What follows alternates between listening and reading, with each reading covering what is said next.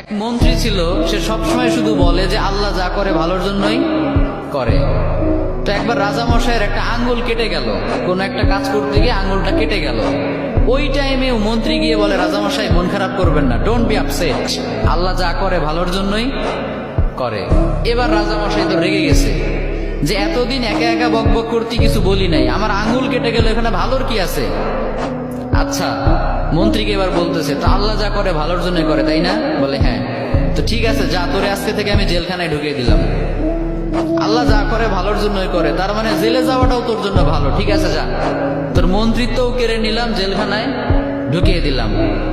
মন্ত্রী এবারও বলে, সমস্যা নাই, আল্লাহ যা করে ভালোর জন্যই করে। তো এবার রাজামশাই আরেকটু রেগে গেছে যে পানিশমেন্ট দিতে চাইলাম, উল্টা দিকে আমাকে নিয়ে ঠাট্টা করে, ভালো লাগতেছে না। কি করবে? রেগে মেগে কয়েকটা লোক নিয়ে, তার সাঙ্গপাঙ্গ যারা আছে ওদেরকে নিয়ে জঙ্গলে চলে গেছে শিকার করার জন্য। কি করার জন্য? পশু শিকার করার জন্য।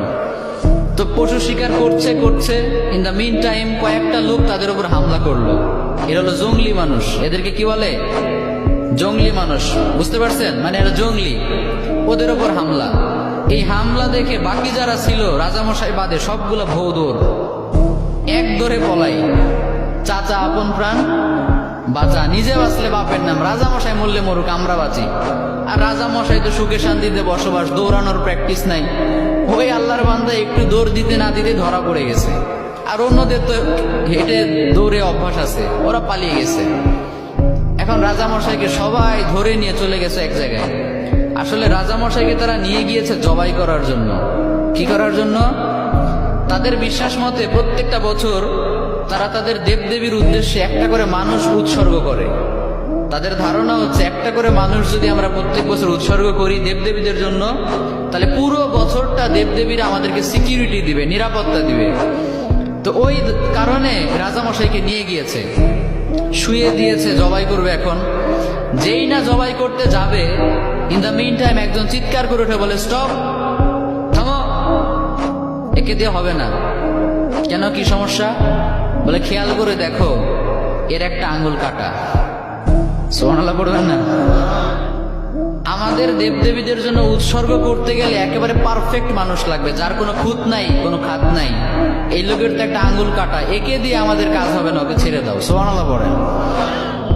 রাজামশাইকে ছেড়ে দিল। রাজামশাই খুশিতে এক দৌড়ে এসে জেলখানায় এসে মন্ত্রীকে বলে, মন্ত্রী মশাই আপনি ঠিকই বলছিলেন, আল্লাহ যা করে ভালোর জন্যই করে।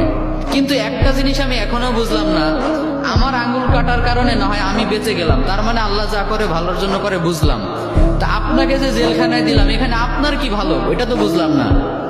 মন্ত্রী মশাই বলে, রাজা মশাই এখনো বুঝেন নাই?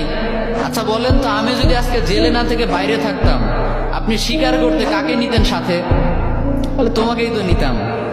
তো আমি যদি আপনার সাথে যেতাম আর আমাদের উপর যদি আক্রমণ হতো, আমি কি আপনাকে রেখে পালাতে পারতাম? আমি তো আপনাকে নিয়েই পালানোর চেষ্টা করতাম। ফলে দুইজনে যদি ধরা পড়তাম, আপনার আঙ্গুল কাটার কারণে আপনাকে তো ঠিকই ছাড়তো, কিন্তু আমারে তো কোপা সামসু কোপা, কারণ আমার তো শরীরে কোনো খুঁত নাই।